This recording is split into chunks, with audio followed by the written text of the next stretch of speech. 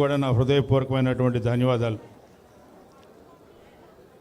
విద్యాసాగర్ గారు చెప్పిన సమస్యలు కొత్తవి కాదు, మనం ఎప్పుడు నిత్యం కొనసాగుతున్నటువంటి సమస్యలు.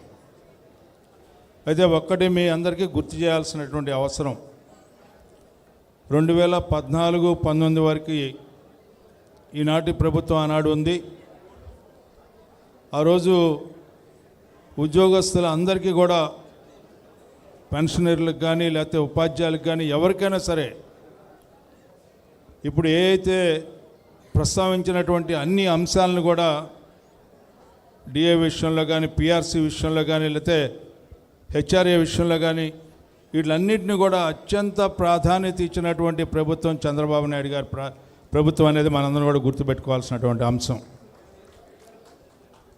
అయినా కూడా మీ యొక్క అసహనాన్ని మేము చూసాం.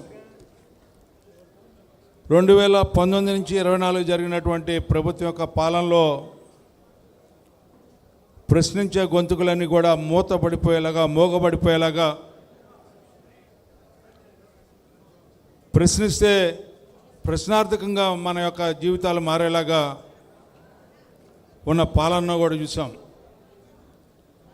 ప్రజాస్వామ్యానికి, నిరంకుశత్వానికి ఎంత తేడా ఉంది అనేదానికి గతంలో హిట్లర్నో, నెపోలియన్నో లేకపోతే ఇంకోళ్ళ గురించో మనం తలుచుకునే పరిస్థితి లేకుండా చేసినటువంటి గొప్ప నాయకుడు జగన్మోహన్ రెడ్డి గారని చెప్పి నేను అనుకుంటా ఉన్నా.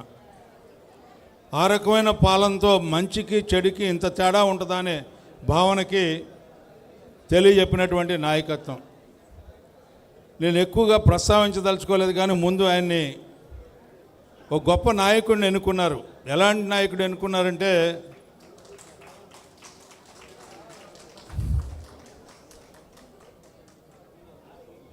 ఆయన రూపం తెలిపే కాదు, మనసు కూడా తెలిపోయింది.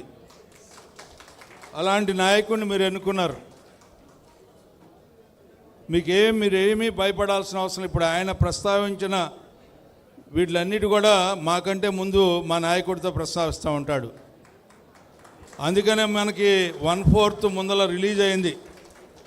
అంటే నేను మీకు వేరేగా నేనేం పొగట్టడానికి రాలే, ఆయన్ని జరిగే వాస్తవాన్ని చెబుతా ఉన్నా. ఆయన ఎవరినైనా కూడా కన్విన్స్ చేయగలడు. అందులో చంద్రబాబు నాయుడు గారు లాంటి ఆయన అయితే చాలా తొందరగా కన్విన్స్ చేయగలడు. ఏ రకంగా కన్విన్స్ చేయగలడంటే, ఏదైనా సరే పువ్వు, బ్రహ్మాండమైన పువ్వు ఉందనుకో, దాని మీద తేనెటీగ ఏ రకంగా వాలిద్దో ఆ నొప్పి లేకుండా తనకు కావలసింది పొందేలాగా ఉండే వ్యక్తి విద్యాసాగర్ గారు అని చెప్పి మీకు మనవి చేస్తూ, అందుకని మీరు ఎవ్వరూ కూడా భయపడద్దని చెప్పి, ఇంతకంటే ఎక్కువ మాట్లాడినా కూడా బాగోడదు, పొగడ్తగా ఉంటుంది. నాకు మంచి స్నేహితుడు ఈ రాష్ట్రాన్ని, ఒక పక్కన చంద్రబాబు నాయుడు గారు, ఇంకో పక్కన ఉద్యోగస్తుల నాయకుడిగా విద్యాసాగర్ గారు, ఒక కాడి కింద 2 జోడేట్లు ఏ రకంగా పనిచేసి ఈనాడు సమాజాన్ని కాపాడటానికి కృషితో ఏ రకంగా, ఆ వ్యవసాయంతో ఏ రకంగా, పంటతో ఏ రకంగా మనందరినీ బతికిస్తూ ఉన్నారో, వీళ్ళిద్దరి యొక్క సమిష్టి ఆలోచనతో ఈ రాష్ట్రం అభివృద్ధి చెందేలాగా వ్యక్తిగతంగా మనందరం కూడా ఎక్కడ కూడా వేరే రకమైన పరిస్థితులు లేకుండా అందరం కూడా అనుకున్నట్టుగా ఈ సమాజం ముందుకు నడిచేలాగా, మనం కూడా తృప్తిగా ఉండేలాగా చేయగలిగినటువంటి సమర్థుడు ఈరోజు మన ముందు ఉన్నాడని చెప్పి మీకు మనవి చేస్తూ, అలాంటి వ్యక్తికి భగవంతుడు అన్ని రకాల